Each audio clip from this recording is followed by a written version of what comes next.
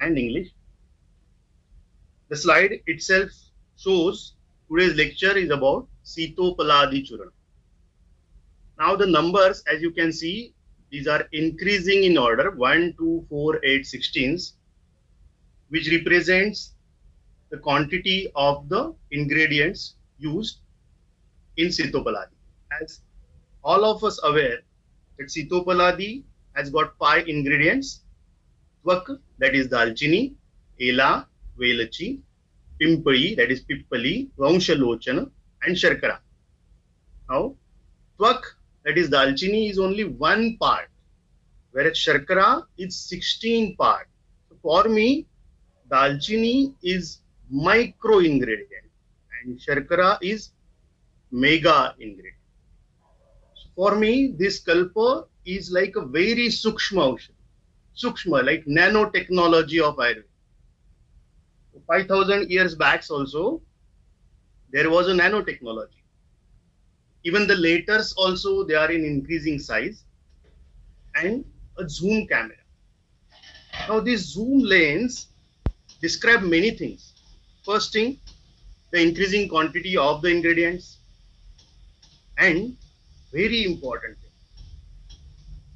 जितना lens detail में जाएगा 1x, 2x, 4x, 8x, 16x, जितना जितना जितना आप उसको यूज करोगे उतना आपको डिटेल में पता चलेगा. तो ये लेंस जो है, this is to see the things which cannot be seen with naked eyes. तो ये फ्यूचर में आने वाली चीजें भी बताने वाली है. आगे आने वाली जो अपॉर्चुनिटीज है वो भी आप ये लेंस से देख सकते हो.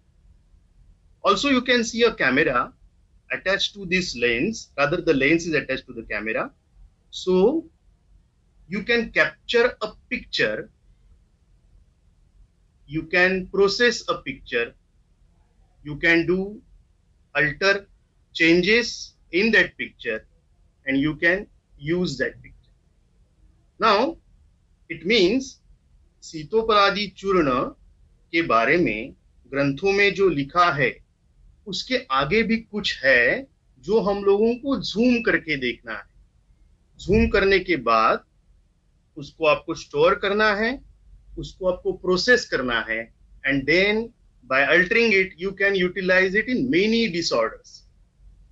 As I said, it shows you opportunities also. Yes, I'm talking about today's thing, that is COVID. So now in coming era हम लोगों को ज्यादा से ज्यादा डील करना है पोस्ट कोविड थिंग्स में. There are so many post covid problems, और उसमें से सबसे बेस्ट ड्रग होगा Sitopalad. So will be see all the things. It's कल्पाभ्यास, गलती से कल्पाध्याय होगा, really sorry doctor Mangesh sir. So first slide में मैंने थैंक्स नहीं दिया because I want to focus on Sitopaladi the lecture. But for this Kalpabhyas series, I am thankful from my bottom of my heart, rather, as sir says, from the left ventricle of my heart. आज तक बहुत सारी series आप लोगों ने arrange की, but this is something very important, क्योंकि every practitioner, जो भी प्रैक्टिस करने वाले हैं, उनको क्या दवाई यूज करनी है, क्या क्वांटिटी में यूज करनी है, and very importantly how it is going to work, ये समझना बहुत जरूरी है. ये जिसके समझ में आया, he can practice wonderfully. I am practicing since last 22 years, and उसका एक्चुअल सार है कि डिजीज को समझ लो और मेडिसिन को समझ लो. If you will understand the disease and the medicine, आपकी प्रैक्टिस सुलभ हो जाए. So I am really thankful for arranging this sessions. ये लेक्चर सुनने के बाद आप सब लोगों को एक क्लियर हो जाएगा कि how does it work, the action of the medicine आप लोगों के समझ में आए. ये सीरीज अरेंज करने के लिए मैं ई आयुर्शाला को बहुत ज्यादा धन्यवाद देता हूं. क्यों? Because there is a big problem in today society. आप लोग यहाँ पे दो मछलियां देख रहे हैं. एक मछली है a big fish in the market. अब ये जो बड़ी मछली है इसको आप ठीक से देखोगे तो यू कैन सी कि उसकी आंख में एक चमक है, और वो बड़ी मछली जो है वो थोड़ी हंस रही है। और जो पीछे जो मछली है, she is not happy, but she is following that big fish. अभी इसमें क्या बताना चाहता हूं मैं, ये जो बड़ी मछली जो है, this is something related to modern medicine. आज के जमाने में ये बड़ी मछली अच्छी तरह से काम कर रही है, because they are getting wonderful results, and उनकी पैथोलॉजीज, उनका medicine are easily available on Google, it is easily available in the books, और इसकी प्रैक्टिस करने वाले बहुत सारे लोग। नाउ जो पीछे वाली मछली है, ये अपने स्टूडेंट्स है जो पास होके बाहर जाते हैं, एंड देन उसके बाद उनको सीखने के लिए कोई अपॉर्चुनिटी नहीं है, एंड अपनी ग्रंथों में संदिग्धता से लिखा हुआ है, इन डिटेल नहीं लिखा हुआ है। So what they can follow is बड़ी मछली। तो बड़ी मछली के पीछे भागेंगे तो they will get success, even they can become बड़ी मछली। So generally what trend we see is to follow the big fish and become successful. Also, हमेशा there is always a comparison. That is, it is a fast acting medicine and ours is a very slow acting medicine. ज्यादा बात नहीं करूंगा, एक ही चीज बताऊंगा। ये चीज तो सबको मालूम है, slow and steady always wins the race. Sir, I am really thankful कि आप लोगों ने ये सीरीज अरेंज की, ताकि ये छोटी मछली है उनको पता चलेगा कि आयुर्वेद में क्या ताकत है। We have to see that in detail about our medicine. एक बार ये पता चल गया ना, आप किसी से रुकने वाले नहीं हो। बिलीव मी, कोविड में हम लोग बहुत डिटेल में काम कर रहे हैं, and I am happy to announce कि I have treated more than 100 patients, out of which 10 to 15 patients में हम लोगों ने एलोपैथी यूज ही नहीं की। We treated them with only ayurvedic treatment, and one of the major ingredient is Sitopalad. अभी ये जो स्लाइड है, इसमें आप देख सकते हो राइट साइड में जो बंदा है, राइट साइड में जो डॉक्टर है, is a modern medicine doctor. अच्छा दिख रहा है, बाल भी अच्छे बने हैं, कोट भी अच्छा डाला है, लुकिंग वेरी हैंडसम, कोई भी लड़की दे देगा इसको। और लेफ्ट साइड में देखिए ऋषि मुनि है। तो ये जब मैं BAMS को मैंने एडमिशन लिया था, तो मेरे जो स्कूल मेट्स थे, मुझे याद है, वो लोग कभी भी मैं वो कहीं से आता था तो मुझे वो बोलते थे मुनि बाबा आ गए। फिर मुझे पूछते थे कुछ ऐसी दवाई है क्या जो बाद में काम आएगी, कुछ टॉनिक वॉनिक है क्या। Even today also if we tell anything to any patient, they will try to confirm it with allopathic practitioners. So आज भी हम लोगों को दुय्यम स्थान मिल रहा है। I am not talking any depressing thing, मैं आपको आज की चीज बता रहा हूं। But yes, don't worry, we are going to change all this things. जो प्रैक्टिशनर है वो मेरी बात समझ जाएंगे, जो प्रैक्टिस करने वाले हैं, जो सीख रहे हैं, वो भी आगे जाके ये चीज समझने वाले। लेकिन मुझे उससे कोई गम नहीं। I am really thankful to our sages, जिन्होंने हमारे लिखे ये ग्रंथ लिखे, और उससे ही सीख के हम लोग आज बड़े हो गए।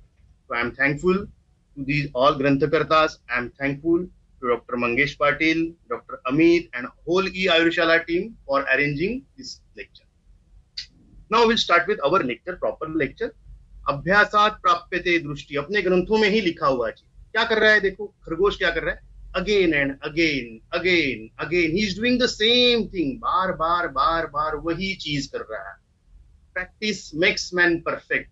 कुछ नहीं करना है आपको, अपने जो कल्प है उनको ही यूटिलाइज करो, उनको ही बार बार आप यूटिलाइज करो, खुद ट्राई करो, लोगों को खिलाओ, जहां कंडीशंस बताइए वहां पे यूज करो, and you will get the results. यहाँ पे एक बात शेयर करूंगा। आई नो लेक्चर का टाइटल है सीतोपलादी चूर्ण, और मैं सीतोपलादी के बारे में ही बात करूंगा, but as it is first lecture and मुझे लगता है कि बच्चों को ये भी जानना बहुत जरूरी है कि क्या करना है। एक बात शेयर करूंगा। हमारे टीचर थे, बहुत बड़े नाड़ी चिकित्सक थे, तो हम लोग उनके यहाँ पे खड़े होते थे, सर हम लोगों को भी नाड़ी चिकित्सा सिखाओ, नाड़ी चिकित्सा। सर बोलते थे जरूर सिखाऊंगा। 2 साल हुए, 4 साल हुए, 6 साल हुए, 7 साल हुए, सर नाड़ी परीक्षा करते थे, सर बराबर निदान करते थे, डायग्नोस करते थे, लोग खुश होते थे, लोग दवाई लेते थे, हम लोग कुछ नहीं सीखते। फिर मैंने एक दिन सर को पूछा, सर आप सिखाने वाले हो या नहीं? सर बोले very good, now you ask me. Directly पूछा, सर सिखाने वाले हो कि नहीं सिखाने वाले हो? डू वन थिंग, एक लेटर लिख के दिया, शिवड़ी ट्यूबरक्लोसिस हॉस्पिटल के नाम से। वहां पे उन्होंने 15 दिन की हमारी ड्यूटी लगा। क्या काम था हम लोगों को? सुबह 6 बजे वहां पे जाना है, पेशेंट उठने के पहले वहां पे जाके खड़े हो जाओ और डेली 75 पेशेंट्स की पल्स एग्जामिनेशन हमको करनी। 15 दिन तक हम लोगों ने ये किया और ये करके हम लोग सर के पास चले गए कि सर एज यू सेड हम लोगों ने किया, अभी हम लोगों को नाड़ी परीक्षा सिखाओ। सर बोले क्या सिखाऊं? आपने अभी करीबन 750 के ऊपर पेशेंट देख लिए, अभी 1000 हो गए आपके करीबन। अभी आपको ये जो पल्स आपने सीखी है that is related to respiratory system.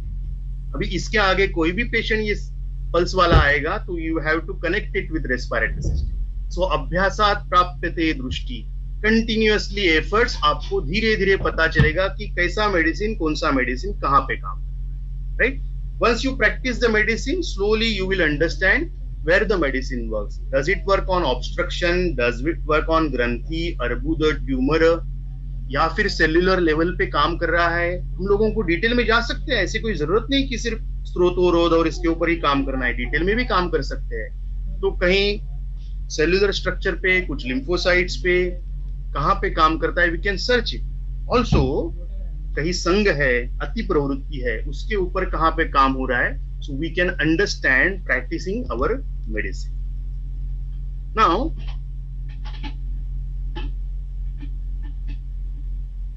there is always a thought of success. Every practitioner thought about a success. क्या सोचता है? ये पेशेंट है, मैं उसकी ट्रीटमेंट करूंगा और वो ठीक हो जाए। वंडरफुल। थॉट से इमोशन निर्माण होते हैं, तो इमोशन होते हैं कि पेशेंट ठीक होगा एंड आई एम हैप्पी। अभी थॉट्स और इमोशन से सक्सेस मिलेगा? नहीं मिलेगा। What you have to do? You have to do some action. Without action you will never get result. So action is very important. जैसे कि ये स्टोरी आपको पंचतंत्र में एक स्टोरी है, I am not wasting your time, इससे बहुत कुछ सीखने को मिलने वाला है। आगे जो सीखेंगे बहुत इजी हो जाएगा। ये एक भिक्षुक ब्राह्मण था। एक दिन इसको बहुत अच्छी भिक्षा मिल गई, इसको बहुत ज्यादा धान मिल गया। ही वॉज सो हैप्पी, जैसे कि बीएमएस का 3rd ईयर का रिजल्ट आ गया और मुझे डिग्री मिल गई। सो हैप्पी, आके खुंटी पे डायरेक्ट वो धान वहां पे रख दिया एंड एकदम से मस्त ऐसे सुस्ती होके लेट गया। He was so happy, continuously looking at that धान। वाह वाह, कितना धान मिल गया, मस्त डिग्री मिली है, फ्रेम करके ऊपर टांग दिए, वाह वाह डिग्री, बीएमएस तो हो गए। बस अभी आगे शुरू हो गया डे ड्रीमिंग। बीएमएस तो हो गए, आगे एमडी करूंगा, फिर जॉब करूंगा, फिर 2-4 मेरी क्लिनिक्स खोलूंगा, यहाँ पे क्लिनिक होगी, वहां पे क्लिनिक होगी, मेरा नाम होगा, बुक्स लिखूंगा, ये करूंगा, वो करूंगा। बस डे ड्रीमिंग चालू किया, क्या कुछ भी नहीं, वहीं पे लेटे हैं। वैसे ही इसका क्या हुआ, धान को देखते देखते सोचने लगा ये धान मार्केट में जाना चाहिए था। सोचा क्या, मार्केट में जाऊंगा, धान बेचूंगा, पैसे मिलेंगे, मुर्गियां खरीदूंगा, अंडे मिलेंगे, अंडे बेचूंगा, पैसे मिलेंगे, और मुर्गियां खरीदूंगा और अंडे मिलेंगे और पैसा मिलेगा, गाय खरीदूंगा, बहुत सारी गाय खरीदूंगा, दूध मिलेगा, डेयरी खोलूंगा, नौकर चाकर रखूंगा, शादी करूंगा, बच्चे होंगे। बीबी बच्चों की तरफ ध्यान नहीं देंगी, उसको एक जोरदार लात लगाऊंगा, बच्चों की तरफ ध्यान नहीं देती हो। और ऐसी परिस्थिति में उसने जो लात मारी, उसका धान पूरा जमीन पे गिर गया। So what is required is action.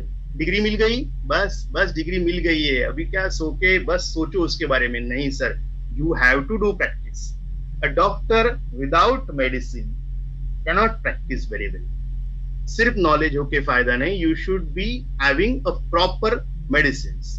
हमारे शास्त्र में लिखा है, विषक द्रव्याणाम उपस्थाता रोगी पाद चतुष्टयम।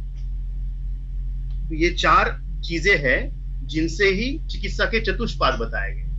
इसमें से सबसे इंपॉर्टेंट है द्रव्य, बहुकल्पम बहुगुणम संपन्नम योग्यम औषधम। तो जो द्रव्य है वो बहुकल्प, बहुगुण और संपन्न होना बहुत जरूरी। ऐसा एक द्रव्य मुझे मालूम जो है सीतोपलादि चूर्ण।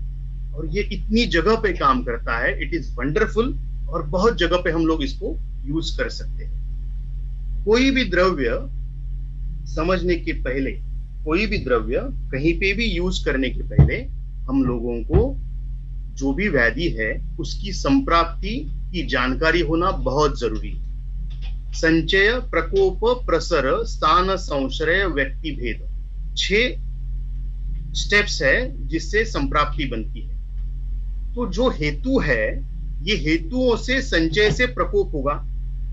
तो कौन से हेतु से संचय का प्रकोप हुआ, कौन से गुणों में विकृति हुई, प्रसर होते समय कौन से गुण की विकृति हुई, कौन सा गुण बढ़ा, कौन सा गुण कम हुआ, स्थान संश्रय होते हुए गुणात्मक और रचना क्रियात्मक कौन सी विकृति होगी, ये जरूर हमको मालूम होना चाहिए। ये जिसको मालूम है वो संप्राप्ति भेद जानता है। संप्राप्ति भेद जानने के लिए जो भी द्रव्य है उसका रस, वीर्य, विपाक, प्रभाव और गुण कर्म मालूम होना बहुत जरूरी है। आई नो कि यहाँ पे प्रैक्टिशनर्स भी हैं और स्टूडेंट्स भी है, तो थोड़े देर के लिए स्टूडेंट्स जो है उनको स्टूडेंट्स ही रहना है, लेकिन प्रैक्टिशनर्स को थोड़े देर के लिए स्टूडेंट बने रहना है। और जब भी हम लोग चिकित्सा पे आएंगे तो जो स्टूडेंट्स हैं उनको थोड़ा प्रैक्टिशनर बनना है। तो ये चीज बहुत इंपॉर्टेंट है, टू नो संप्राप्ति एंड संप्राप्ति भेद। For me, as I said, Sitopaladi is a nano technology, सूक्ष्मत्वाकडून स्थूलत्वाकडे. As I said, one part of only दालचीनी, त्वक, and 16 parts of sugar. Nowadays, even in homeopathy, they use this sugar molecules. Sugar वाली जो lactose granules है वो use करते हैं। वैसे आजकल आयुर्वेद में भी सूक्ष्मौषधि कल्पना आ गई है। ये सूक्ष्मौषधि कल्पना में भी इसी तरह से यूटिलाइजेशन होता है। वो 5000 साल पहले हमारे ग्रंथकारों ने लिख चुका है। नाउ सीतोपलादी चूर्ण के बारे में पढ़ेंगे। सीतोपला षोडश स्यात्, अष्टौ स्यात् वंश रोचनः, पिप्पली स्यात् चतुष्कर्षा, स्यात् एला च द्विकर्षिकी, एकः कर्षत्वचः कार्य, चूर्ण येत् सर्वमेकतः, सीतोपलादिकं चूर्णं मधु सर्पयुतं लिहेत्, श्वास कास क्षयहरं हस्तपादांग दाहजित्, मंदाग्निं सुप्त जीवत्वं पार्श्वशूलम अरोचकम, ज्वरम ऊर्ध्वगतम रक्तम पित्तम आशु व्यपोहति। अभी हम लोगों ने ये सीतोपलादि का श्लोक तो थर्ड ईयर में भी पढ़ा था, रटा था। इसमें हम लोगों को क्या पता चलता है? तो ये श्लोक में 2 चीजें बहुत इंपॉर्टेंट समझ में आती है कि 5 इंग्रेडिएंट्स और 5 सिस्टम्स।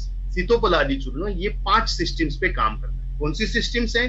प्राण, अन्न, उदक, रस और रक्तवह। और कितनी द्रव्य है? त्वक, एला, पिप्पली, वंशलोचन और सीता।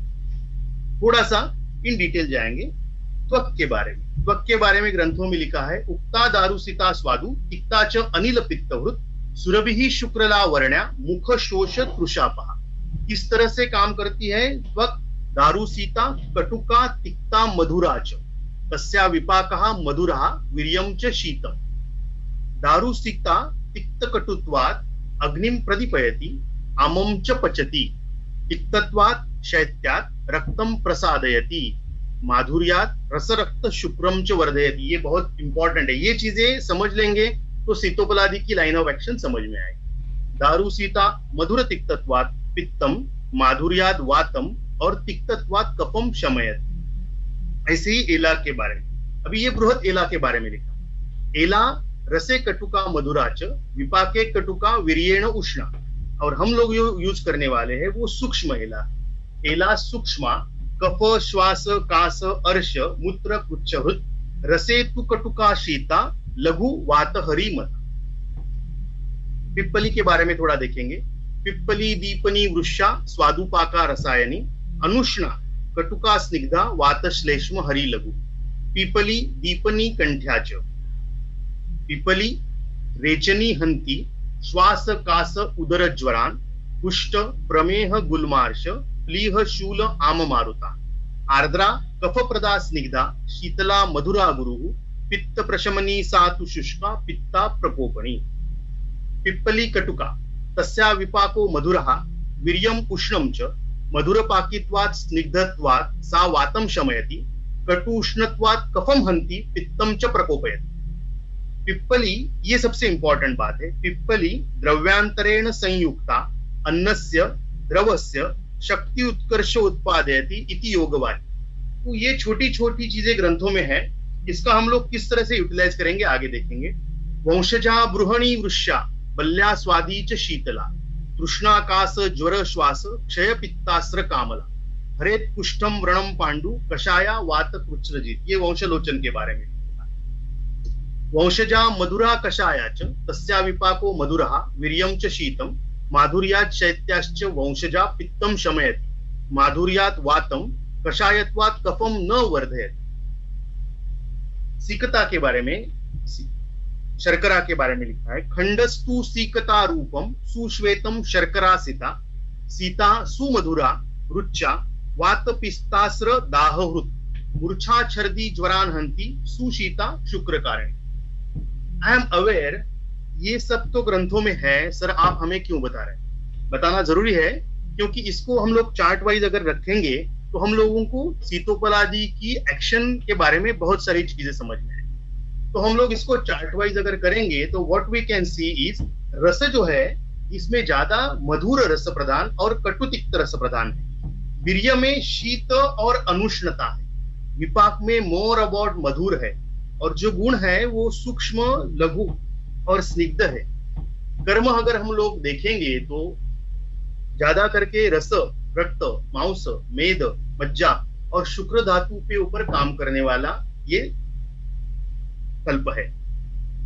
तो इसको हम लोग सिंपल कर लेते हैं। सीतोपलादि का मुख्य कार्यकारित्व क्या है? दोष मुख्यतः संपूर्णतः कफ तदनंतरम पित्तम एवं वातम। धातु मुख्यतः रस रक्त शुक्र और उसके बाद मांस मेद अस्थि मज्जा। मल में मुख्यतः मूत्र के ऊपर काम करता है, तदनंतरम स्वेद और पुरुष के काम करता है। स्त्रोतसों में मुख्यतः प्राणव और तदनंतर अन्न उदक रस और बाद में रक्त मांस मेदा इनके ऊपर काम। जैसे सब लोगों को पता है any type of cough, bronchitis, emphysema. What is emphysema? तो जहां पे एल्वियोलर स्ट्रक्चर डिस्टर्ब हो जाता है that is emphysema. Pneumonia, everything finally get converted into COPD, that is chronic obstructive pulmonary disease। और वैसे ही हमारे शास्त्र में भी लिखा है कि प्रतिशायात भवेत कासः कासः संजायते श्वासः। इसका मतलब क्या है? अगर प्रतिशाय की उपेक्षा करे तो कास, कास की उपेक्षा करे तो श्वास। तो जैसे हम लोगों ने देखा सीतोपलादि का मुख्य कार्य है प्राणवह स्रोतस के ऊपर। तो प्राणवह स्रोतस के दृष्टि हेतु क्या है वो भी देखना जरूरी।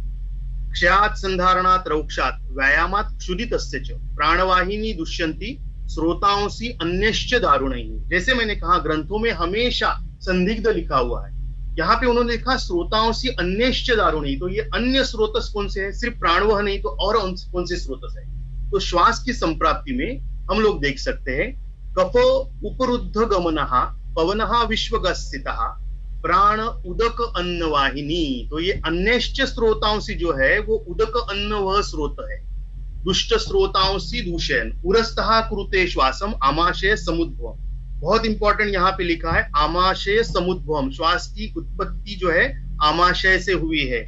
इसका कारण हम लोग आगे देखें।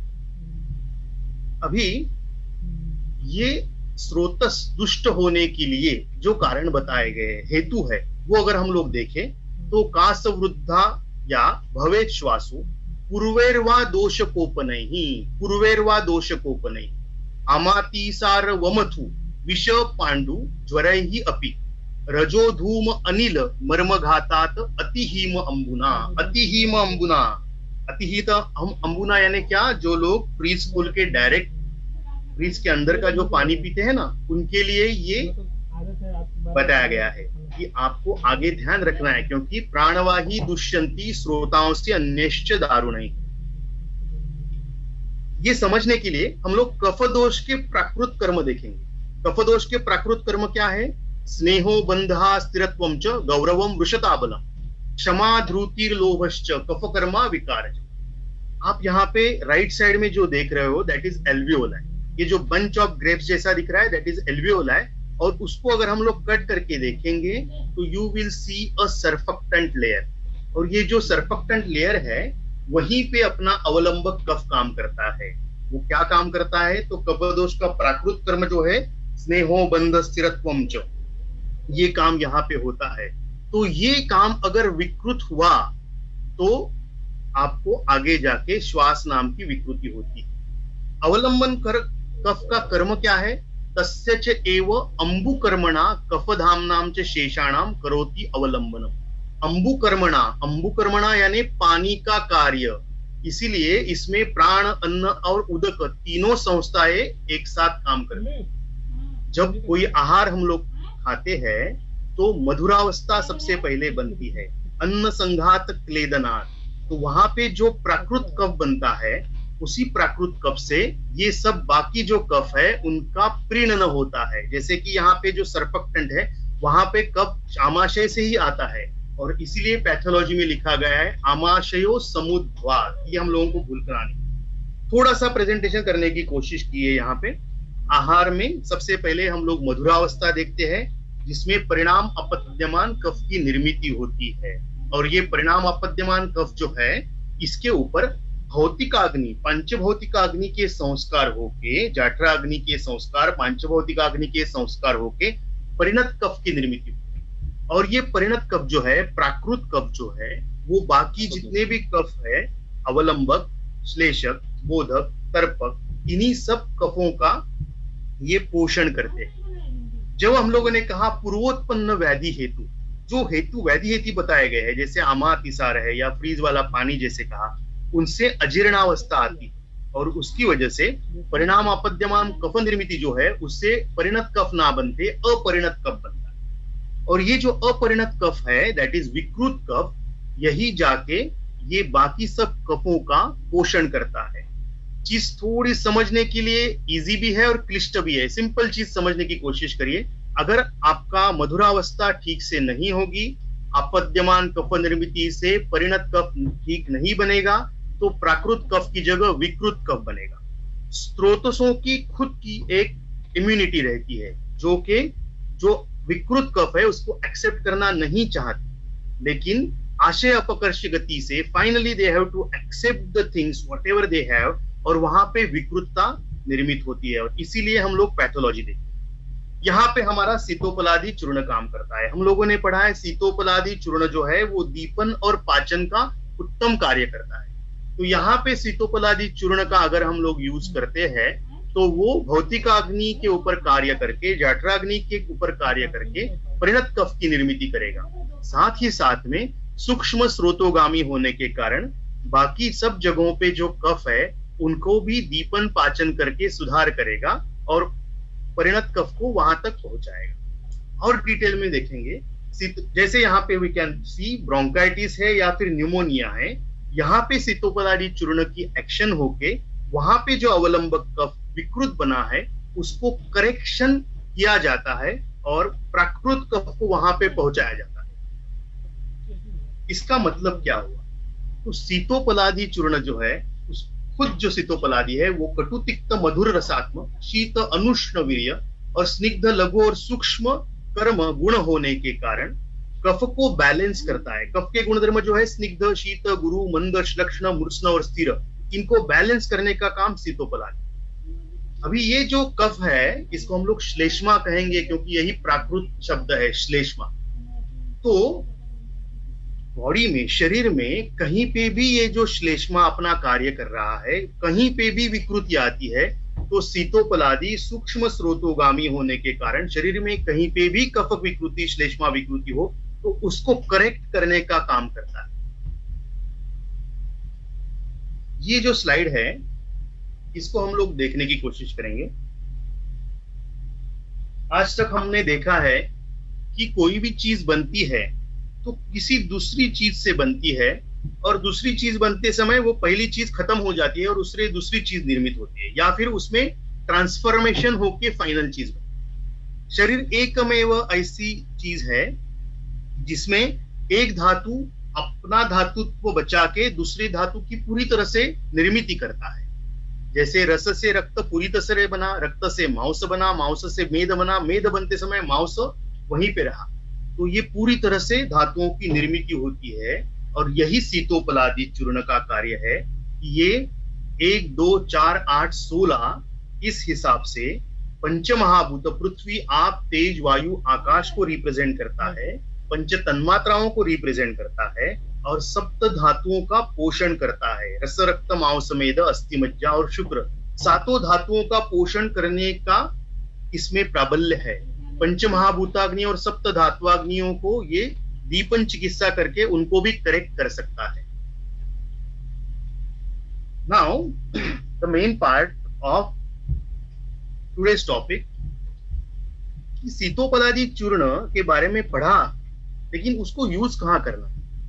इन माय प्रैक्टिस, जैसे मैंने कहा, मेरी प्रैक्टिस में प्राणवह स्रोतस पे तो सबसे पहले इसका मैं यूज करता हूं, लेकिन बच्चों में इसका ज्यादा यूज किया जाता है।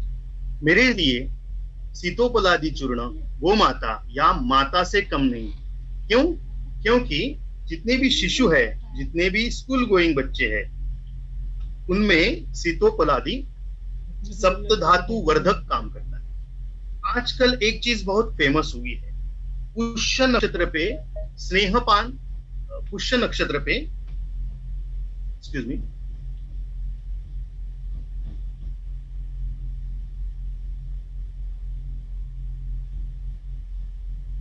सुवर्ण प्राशन संस्कार किया जा रहा है। तो ये पुष्य नक्षत्र पे एक दिन हम लोग सुवर्ण प्राशन संस्कार कर रहे हैं। और वैद्य परंपरा क्या है? वैद्यों की परंपरा ये है कि सीतोपलादी को सूक्ष्मतः आइदर विथ सुवर्ण मालिनी वसंत या फिर कुमार कल्याण रस, जहां दोषों की अवस्था देख के कोई भी सुवर्ण कल्प उसमें मिक्स करके उसको अच्छी तरह से उसकी पिष्टी बना के बच्चों में एक तो शहद के साथ या फिर घी के साथ या फिर दूध में डाल के उसको दिया जाता है। ये पुरानी वैद्य परंपरा है, मैं कोई नई चीज नहीं बता रहा हूं, लेकिन यही वैद्य परंपरा है। और आप सोचिए कि महीने में एक बार देने से अगर हम लोग बच्चों को पहले से ये सलग 6 महीना दे, 3 महीना 6 महीना अगर इसको यूज करे, तो इससे बच्चों का धातुओं का पोषण इतनी अच्छी तरह से होता है। मेरी प्रैक्टिस का सबसे बड़ा पार्ट यही है। मेरे पास बहुत सारे लोग जिनके बच्चों को नेबुलाइजेशन चालू है, उनको लेके आते हैं। And believe me, with this Sitopaladi, Suvarna Malini और कुमार कल्याण कॉम्बिनेशन, आज तक आई विल से मोर देन 500 बच्चे जो है, इनको हम लोगों ने ऐसी ट्रीटमेंट दी है कि जिससे इनका नेबुलाइजेशन पूरी तरह से चला गया है। ऐसे बहुत सारे बच्चे हैं जिनको हम लोगों ने ये देने के बाद हम लोगों ने देखा कि ये बच्चे सुदृढ़ तो है ही, लेकिन स्पोर्ट्स में भी अच्छे हैं, अपने स्कूल्स में भी अच्छे हैं, इनकी इम्यूनिटी भी अच्छी है, इनको जल्दी डिजीज नहीं होते हैं, उनका अटेंडेंस कार्ड हमेशा पूरा भरा रहता है। बाकी सब बच्चे बहुत बार बीमार होते हैं, ये बच्चे बीमार नहीं होते। तो ये सीतोपलादी माता जैसा बच्चों का पोषण करता है।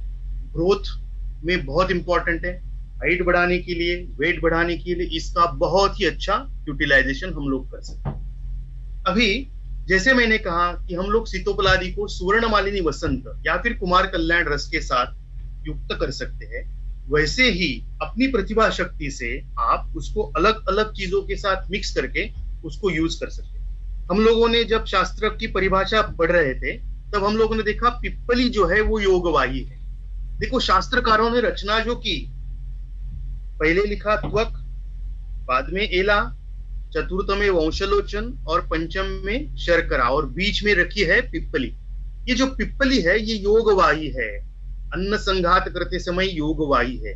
इसको हम लोग अगर प्रॉपरली यूज करेंगे, इसीलिए देखो बच्चों में भी या बड़ों में भी हम लोग वर्धमान पिप्पली रसायन का यूज करते हैं। तो सिर्फ पिप्पली देके भी अगर हम लोग रसायन चिकित्सा कर सकते हैं, तो पिप्पली जिसका मध्य भाग है, मिडल भाग है, जिसके आधारभूत ये सीतोपलादी चूर्ण बना है, उसको हम लोग अगर यूटिलाइज करें तो वो बहुत ज्यादा मात्रा में रसायन का कार्य करती है। तो मेरी प्रैक्टिस का ये मुख्य अंग रहा है। इसको अगर यूज करेंगे तो आपको पेडियाट्रिक प्रैक्टिस तो बहुत अच्छी चल पाएगी।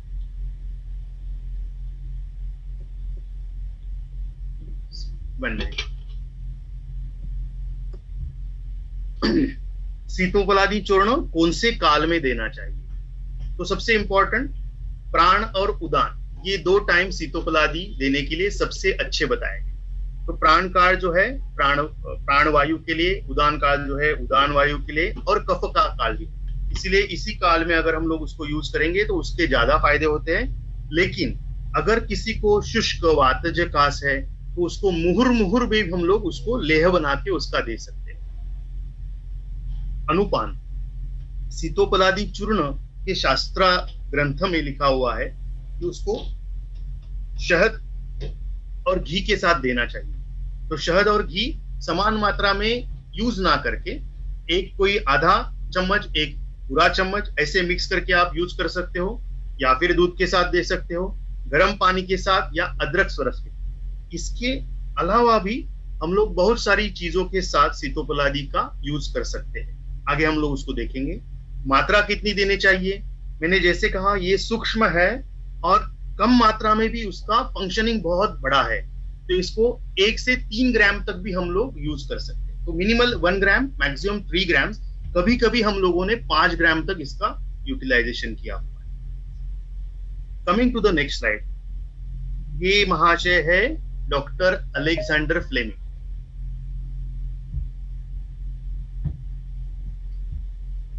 इनके बारे में सबको मालूम है, पेट्री डिश के बारे में सबने सुना होगा। ये अपनी प्रयोगशाला में काम करते समय कुछ चीज भूल गए और बाद में उनको आविष्कार हुआ पेनिसिलिन का।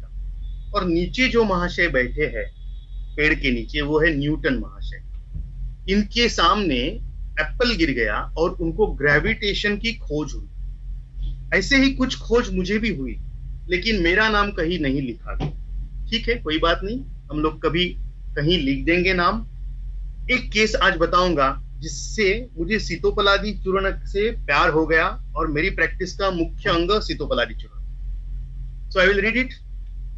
10 years back, a female patient aged 28 years approached for cough, mild breathlessness and right-sided chest pain. So I started with medicines. क्या medicines दी उसको? सीतोपलादी और सुवर्णमालिनी से। क्यों दी? आगे देखते हैं। I asked her to do X-ray chest. जैसे उसको ऑस्कल्टेट किया तो मेरे समझ में आया कि यहाँ पे कुछ तो पैथोलॉजी है and we have to evaluate the thing. लेकिन क्लिनिकल नॉलेज के हिसाब से मैंने उसको सीतोपलादी और सुवर्णमालिनी का कॉम्बिनेशन दे दी। उसने एक्सरे किया, एक्सरे का जैसे रिपोर्ट उसने पढ़ा, then she went to allopath. जो चीज मैंने सबसे पहले कही थी वही बार बार घटी।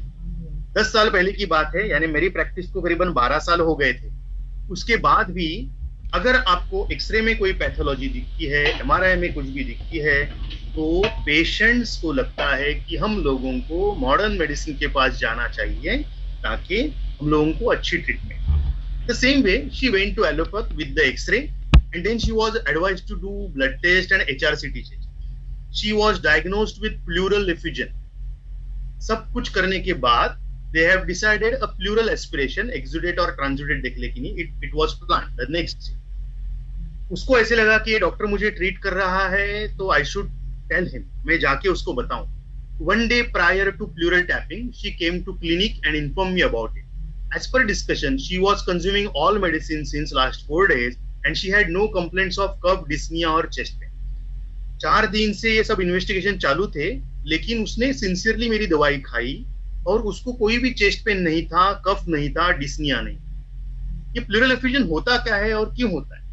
ये प्लूरल एफिजन होता है लंग्स को जो चीज कवर करती है जिसको प्लूरा कहते हैं। ये लंग्स और प्लूरा के बीच में जो स्पेस है, प्लूरल वर्टिब्रा और लंग्स के बीच में जो स्पेस है प्लूरा नाम की, इसके अंदर प्लूरल फ्लूइड रहता है। ये बढ़ जाती है। क्यों बढ़ती है? तो शास्त्रोक्त कारण है वात पित्त कफ। और अगर हम लोग देखा जाए तो ट्रॉमा से हो सकता है, ट्यूबरकुलोसिस जैसे इन्फेक्शन से हो सकता है, बाकी भी इन्फेक्शन से हो सकता है, ऑटो इम्यून डिसऑर्डर से हो सकता है, जैसे कि ट्यूमर है, कैंसर सेल्स है, उससे भी प्लूरल एफिजन हो सकता है। To rule out, they plan the USG guided aspiration.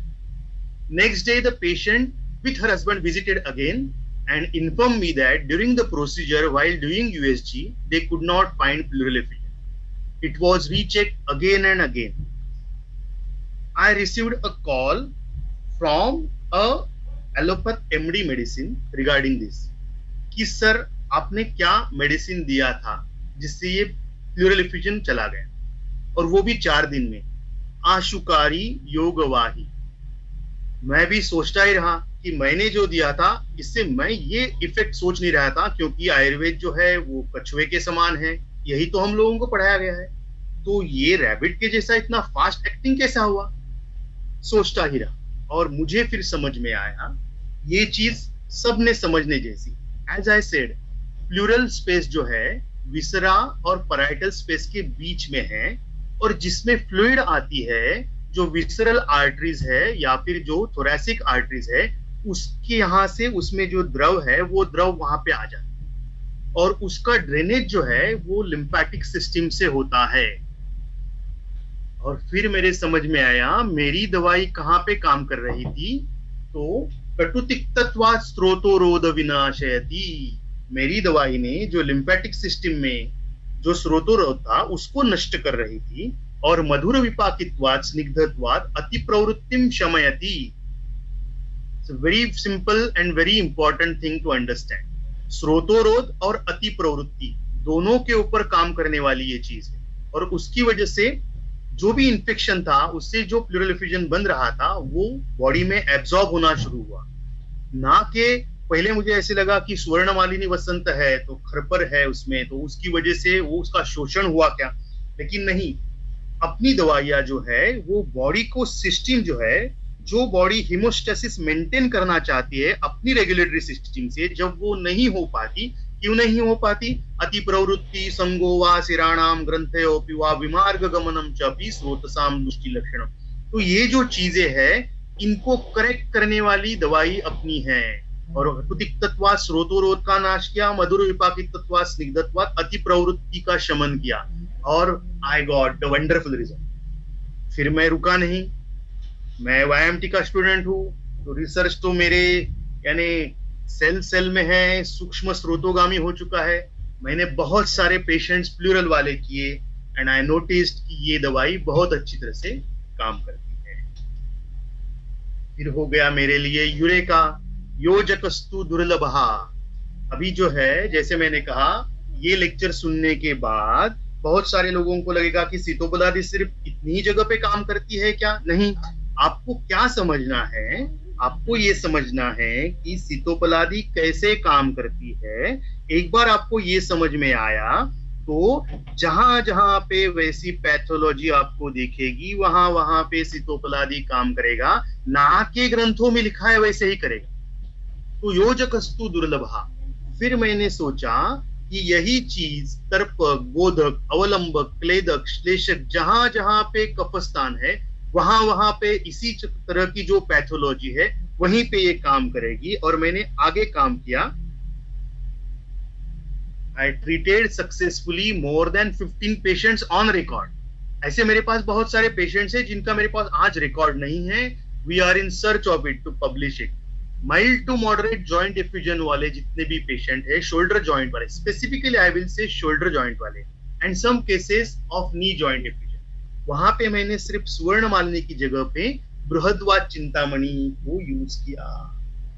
कार्य क्षेत्र सीतोपलादी का ही है, लेकिन स्थान अवलंबक की जगह पे स्वर्णमालिनी यूज की, और श्लेषक और अवलंबक की जगह पे बृहद्वाच चिंतामणि, क्योंकि ये वात स्थान है और वो कफ स्थान था।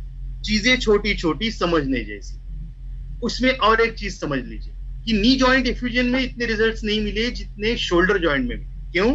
क्योंकि शोल्डर जॉइंट जो है ये कफस्थान है, तो नी जॉइंट क्या कफस्थान नहीं है? हाँ, नी जॉइंट भी कफस्थान है, लेकिन वात का क्षेत्र है। ते अंत मध्य आदिगहा क्रमान, भूलना नहीं। हम लोगों के जो बेसिक कॉन्सेप्ट्स है वो कभी नहीं भूलने हैं। ये अगर पकड़ के रखेंगे, practice will be very easy, very.